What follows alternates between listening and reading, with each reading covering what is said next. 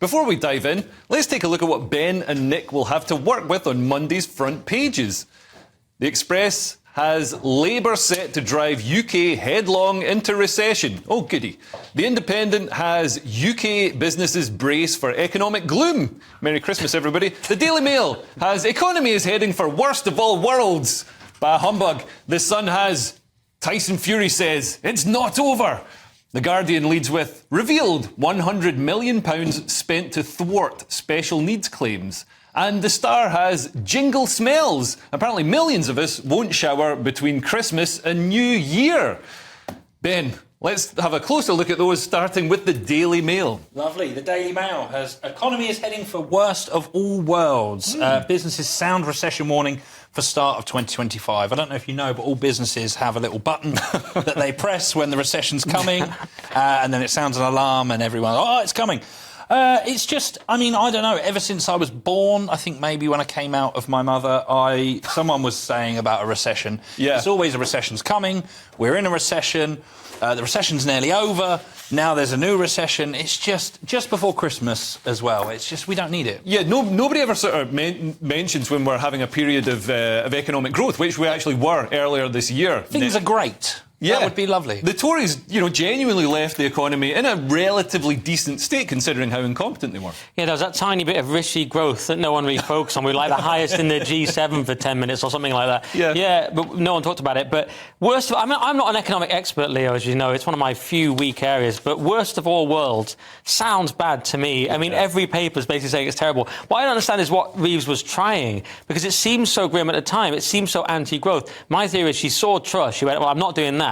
And she went too far the other way, right? Yeah. She didn't want to be a lettuce, but instead she's ended up a kind of wet cabbage, which is what everyone will be eating because of her budget, just boiled cabbage, like some sort of Russian novel. If they can afford to boil it with the cuts to heating allowances and things.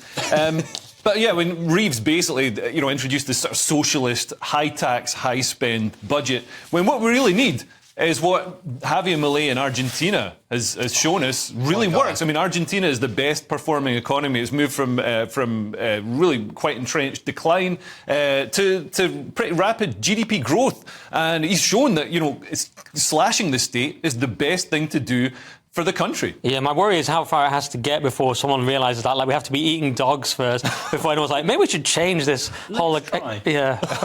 Yeah. I admire your optimism that we'll be able to afford dogs.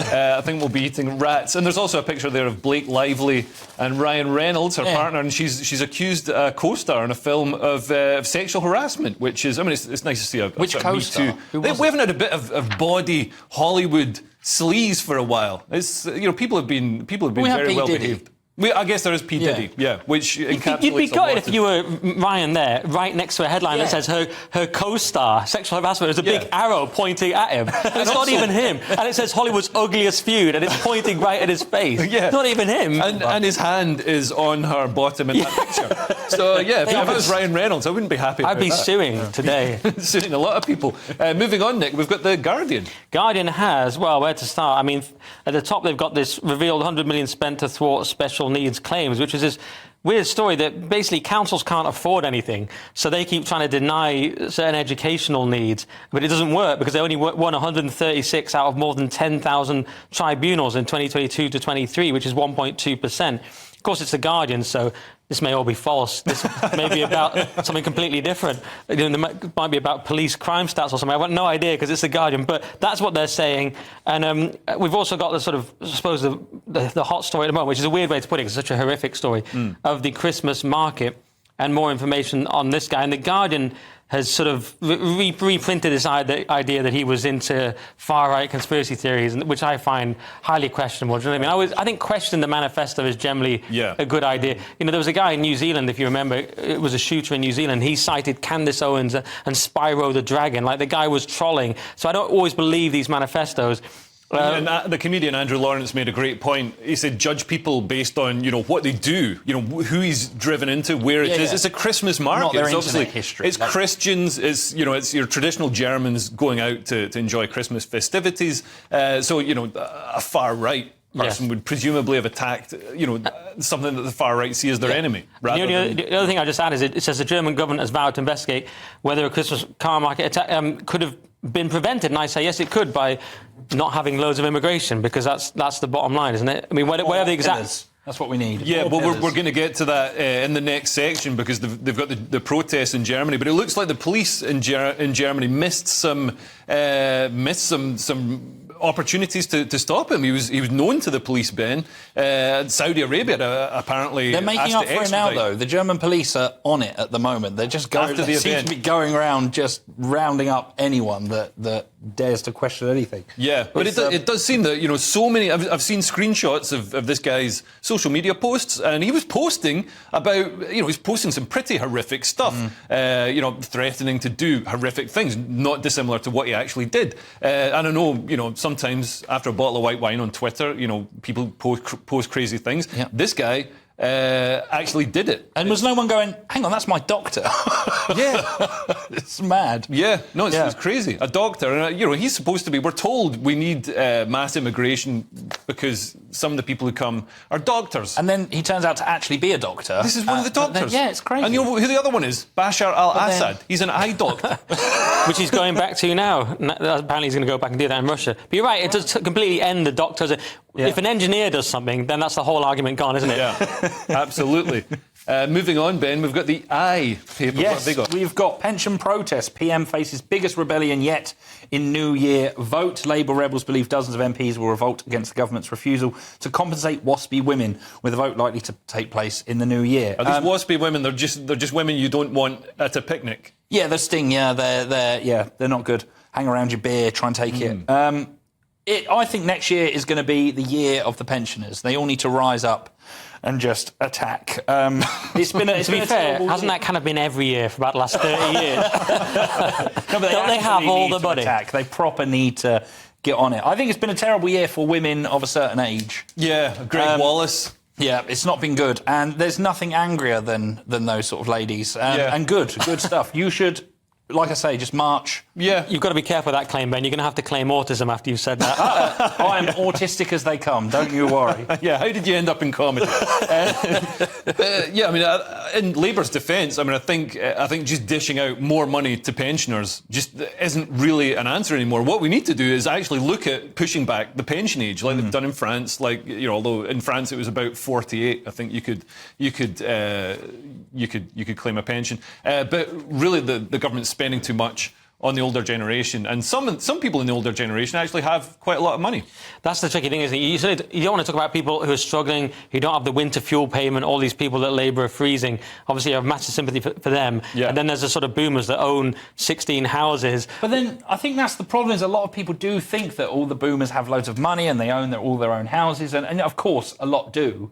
But there's the sort of unheard of pensioners that are really struggling with their winter fuel payments. They really struggle with things like this, and it's those sort of people that you have to sort of look at sometimes, because I know it's easy to just go, oh well, my family, my older family will all own their houses and things like that, and yeah, it's important. You have to look after the older. Yeah, and also when people talk about the wealth that the older generation have, quite often that is tied up in houses, and it's really unfair to say to somebody who's bought and paid for that house and lived in it all their life, you've got to sell it up and move to somewhere you don't know. Right, and they've also got brutal inheritance tax as well. It's all, but this is causing a big problem for Starmer, because there's apparently 100 backbenchers who are deeply unhappy. And this is the thing: you've got the benefit cap, you've got the winter fuel payment, you've got several policies where Starmer is very unpopular, even within his own party. Yeah. Who's going to replace him if he gets out? We're getting onto that later, I think. Yeah. Well, it's crazy. It's got echoes of Boris Johnson, who led the Tories to an incredibly successful victory in 2019.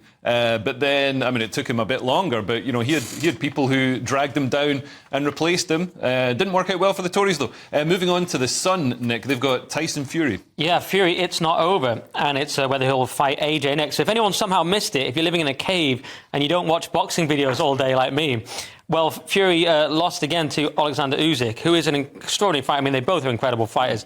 I'm probably the biggest Tyson Fury fan in the world, including his dad. But even I say he lost the fight. But Fury was saying he thought he won it by 3 rounds. I suppose he's in there. Frank Warren, his promoter, of course, thinks he won it. But it was definitely closer than the judges gave it. They gave it 116 to 112 unanimously. That was not realistic. Just on points. On points. And that wasn't realistic, but Usyk did win. He's just too good. He doesn't really have weaknesses. His work rate is incredible. His stamina, he can hit from all angles. People say he's weak to the body, but he's not that weak to the body. So it's a big problem. So the question, no one can beat him, literally unbeaten. The question is what's going to happen now? Will he retire? Will he go down to cruiserweight? Will Fury retire, or will he fight AJ, which is still a massive money fight if he can be bothered? Yeah, and do you think, Tyson Fury, do you think he's peaked? Yeah, I think he did. What I'd really have liked to have seen, and I'm sorry, Tyson, don't hurt me, but what I'd love to have seen him at his absolute best. In the Wilder 2 fight, he was an absolute monster. It was extraordinary. Just destroyed this guy who was meant to be the biggest puncher in boxing, just destroyed him. Yeah. That Fury against Peak Usyk would be incredible. Yeah. Absolutely. I know nothing about boxing. I know a weird amount about it. I should do a in spin-off boxing show. I've just realised it's ridiculous. I've got to say, boxing, all fighting sports are like the best sports. And you know this because if a fight breaks out at the stand at football, everybody turns around and watches the fight because watch it's more a fight fun. in the street. Oh, yeah, absolutely. Maybe we need to bring that back. Yes. Street fight with Leo Kerr. Yes, that's what I like. Live from Glasgow. Finally, we've got the Daily Star. This is my sort of thing. This is what I like, OK? The Daily Star, jingle smells, millions won't shower between Xmas and New Year's Eve. This is what I want before Christmas. 2 days before Christmas, I want this sort of story. Lovely. Yeah. People aren't going to shower between... Great. Good stuff. You go ahead. That's fine. It'll be like Smelly lockdown. grandma. I think we should all do it together and we can all smell each other and keep Christmas going.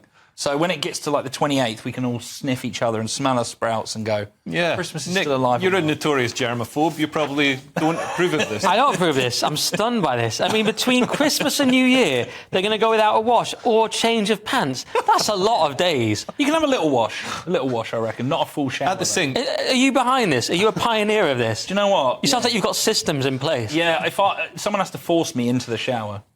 It's The thing been is, 3 I'll days. be like, I'm working at Christmas. I have to work here on Boxing Day. I can't just come in and stink. I mean, it doesn't bother some people here, but I can't. I was going to just do another Lewis Schaefer joke. I thought, don't do it, Lewis. It's going to be a raw meat joke. But the point is, I love my raw meat. have a shower. Come on, guys, just for yourself. I can understand one day, missing one day. Yeah. But this is like many, many days. I don't know who they're asking, really. I mean, of course I'm going to have Daily a shower. Star readers. But who are they asking? Who's in the street going, yeah, I ain't showering for no one? Yeah, I've we'll got to put be honest, that I was out and about today, and I don't think the message that needs to be sent out to the people of Britain is you don't need to wash. You need to get, also you need some delousing powder thrown on you. That's what I think. We've got the Daily Mail now with the shocking revelations that Keir Starmer isn't doing very well, Nick. Yeah, so it's Keir Starmer had no plan after taking office, and his government is already defined by drift and dysfunction, insiders claim. And this is a sort of long piece from Jason Cowley in the New Statesman. And it's all the sort of things going wrong with Starmer. And one Labour veteran has said the riots saved him, but that he has no plan, unlike Jonathan Powell in 1997. I mean, I would even question the riots part. I don't think he handled it well. I think it's one of those things like lockdowns where it may seem popular among some people at the time, but long term we'll see it was terrible. Yeah. But even aside from that, even if we accepted that, we've still got a long list of issues he's had. The elderly with the winter fuel payment, the WASPy women we just discussed, the farmers, small business owners with the national insurance contribution, the lack of growth. Bank of England says zero growth. The allegations of sleaze, the freebies, Lord Alley. Cronyism is a new thing people are saying with the House of Lords. And he's got to really hope that these tough decisions, as he calls them, pay off, because if they don't, he's in trouble. And there is a piece as well from Dan Hodges, and it is Dan Hodges, so let's calm down. It's in the Mail Plus saying, you know, is he actually in trouble of going? Because the one question is, will Labour survive, you know, after 4 years? But there's a shorter-term question about, will Starmer survive if he carries on like this? Well, yeah, because there are already apparently 100 Labour backbenchers who are making moves to depose Starmer. That's the rumour that was, I think it was reported in the Express, which, I mean, it seems incredible after, you know, such a sort of monumental victory. Yeah. Well, on paper, it looks like a monumental victory. It's such a short amount of time, but my thing is like, yeah, but who's going to replace him? Are they going to be any different? I just think for the next 4/5 years, we're just going to see things like everything you've just mentioned. We're just going to see time and time again Starmer failing, Labour failing, and all I can hope is that it just wakes as many people up as possible, even like still people that are loyal to Labour, to finally go, OK, we need some sort of just a different party. Yeah, well, at least we'll have something to talk about.